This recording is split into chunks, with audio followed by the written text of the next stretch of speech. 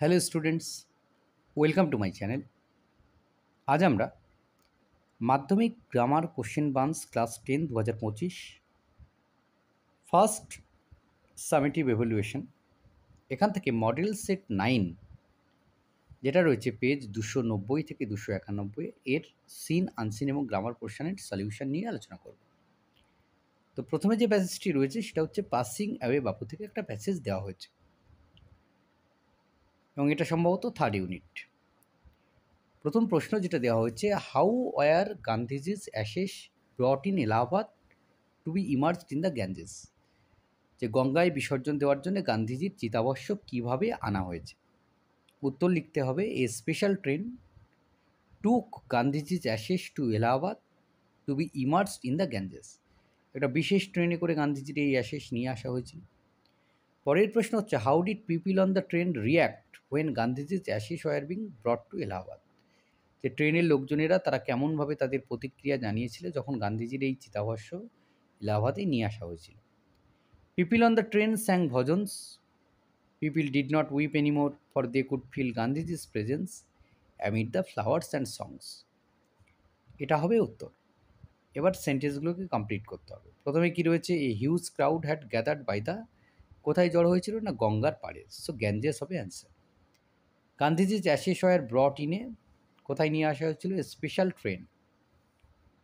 এবার চারটাকে fill up করতে হবে। এফেক্ট ছিল, people did not weep anymore, লোকেরা আর কাঁদছিল না, কারণ they could feel Gandhiji's presence amid the flowers and the songs, যে গান্ধীজিকে তারা অনুভব করছিল ফুল এবং গানের মধ্যে। কজ লেখা রয়েছে, the magic circle vanished. Effect কী হবে, the author felt herself unprotected, লেখক নিজেকে অসুরক্ষিত ভাবছিল। এবার ওয়ার্ড খুঁজে বার করতে হবে। অ্যাপিয়ার্ড মানে আবির্ভূত হওয়া, তাহলে এটা হবে ভ্যানিশড, এর বিপরীত শব্দ। এবার দেখো রয়েছে ফেবেল, কবিতাটা রয়েছে। তো প্রথম প্রশ্ন হচ্ছে, what is the name of the squirrel in the poem.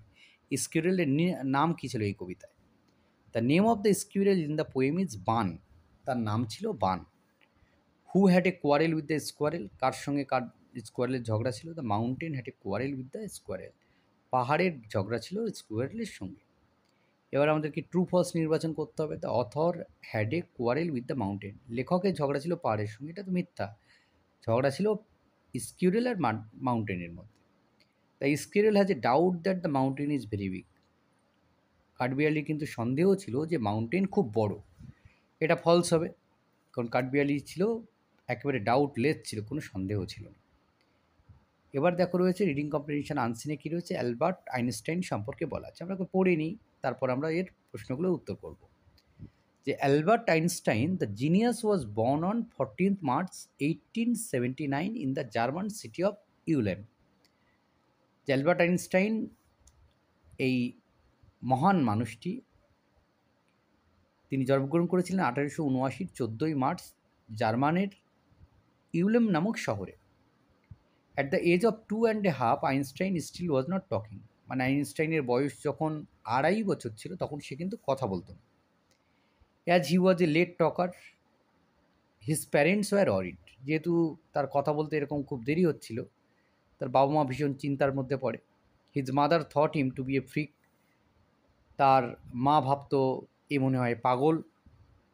At least at the supper table one night he broke his silence to say the soup is too hot. একবার তার সেই রাত্রেবেলা খাওয়ার টেবিলে সে তার নীরবতা ভাঙে আর বলে, the soup is too hot, ঝোলটা বেশ গরম। হিজ প্যারেন্টস আস্কড, তার বাবা মা জিজ্ঞাসা করে, why he had never said a word before, যে এর আগে একটা শব্দও সে বলেনি কেন। অ্যালবার্ট রিপ্লাইড, তখন অ্যালবার্ট উত্তর দেয়, because up to now everything was in order, এই পর্যন্ত সব কিছু তো ঠিকভাবেই চলছিল। As a child he played by himself because his friends found him boring, একটা বাচ্চা হিসেবে সে নিজেই খেলা করতো, কিন্তু কারণ তার বন্ধুদের তার ভালো লাগতো না। হি লাভ মেকানিক্যাল টয়েস, কারণ তার পছন্দ হচ্ছে মেকানিক্যাল, যান্ত্রিক খেলনা, সেগুলো তার পছন্দ ছিল।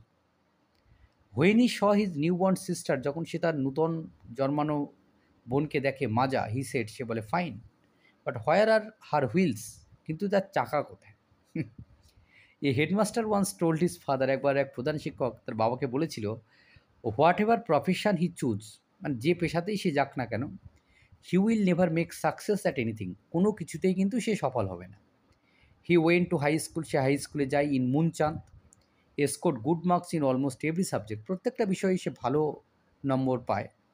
হি was highly gifted in mathematics and physics, অঙ্কে এবং ফিজিক্সে সব থেকে ভালো আর কি, একদম 100-এ 100 আর কি। In 1901, 1901, at the age of 22, 22 বছর বয়সে Einstein was a university graduate, Einstein সে বিশ্ববিদ্যালয় থেকে গ্র্যাজুয়েট হয়। বাট হি ওয়াজ আনএমপ্লয়েড, তার তো চাকরি ছিল না, বেকার ছিল।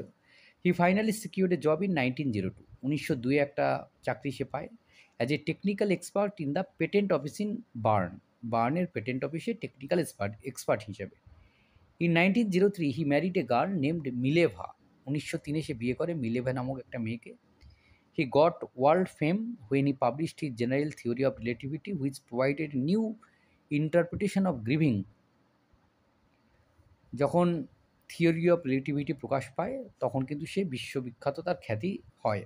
Einstein died in 1955 at the age of 76, 76 বছর বয়সে 1955 আইনস্টাইন কিন্তু মারা গিয়েছিল। তো এবার আমরা প্রশ্নগুলোর উত্তর করে নেব। প্রথম প্রশ্ন রয়েছে, Einstein sister name is, Einstein বোনের নাম কি ছিল? Maja. Einstein got married in the year 1903, 1903 সে বিয়ে করেছিল। Einstein in his childhood loved, ছোটোবেলায় সে কী ভাবতো? মেকানিক্যাল টয়েস তার পছন্দের ছিল।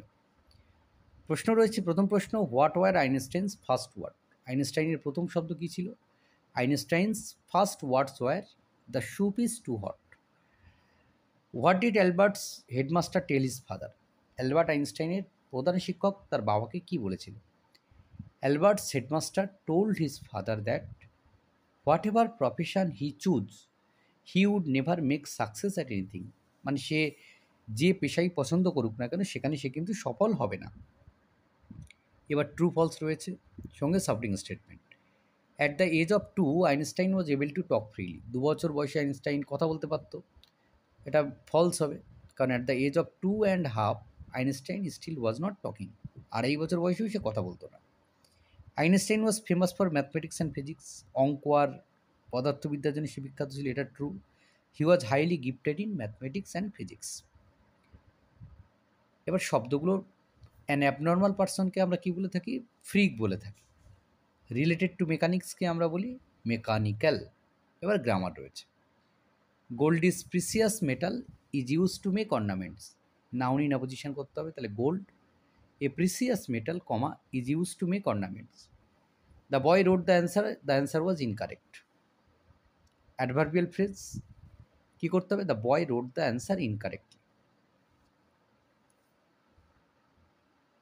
বা আমরা the boy wrote the incorrect answer বললেও আমরা সেটা কিন্তু অ্যাডভার্বিয়াল ফ্রেজের মধ্যে পড়বে। Ramu has some money he can buy books, Ramu has some money to buy books.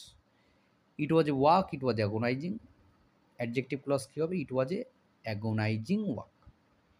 He completed his work he took rest, simple সেন্টেন্সে হলে after completing his work he took rest. Rita আক্সড Gita will you go to school today, তাহলে রীতা আক্সড Gita whether she would go to school that day. Kaveri blamed her friend to the travel for the travel, তাহলে কাবেরি ব্লেমডের noun form হচ্ছে blame, Kaveri gave blame to her friend for the travel. The sun rises in the east everyone knows the it, noun clause কী হবে? Everyone knows that the sun rises in the east. তো এই ছিল এই পর্বের সমাধান। ধন্যবাদ সকলকে সঙ্গে থাকার জন্য, দেখা হচ্ছে পরের ভিডিওতে।